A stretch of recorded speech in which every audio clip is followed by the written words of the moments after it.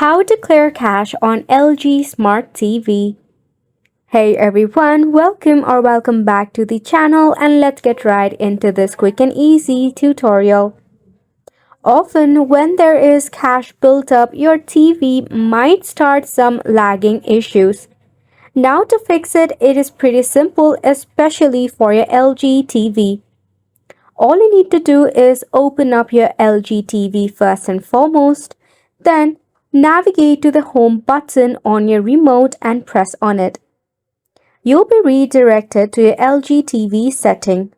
Through there, navigate to General and reach out to the option of Storage.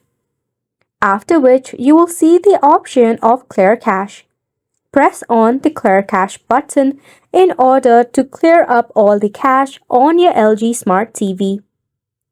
Once the cache buildup has been removed, you will see that your TV has improved its performance and some of the app issue has also been resolved. So by this way, you'll be able to easily clear cache on LG Smart TV. Wasn't it simple?